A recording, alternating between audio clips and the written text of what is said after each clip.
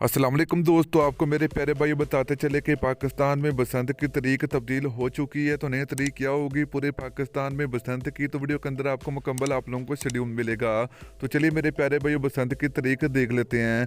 तो दोस्तों यहाँ पर आप लोगों को जो पुराना शेड्यूल है वो आपको बता देते कि लाहौर में जो बसंत होती है 5-6 फरवरी को, मगर दोस्तों अब 5-6 फरवरी को बसंत नहीं होगी।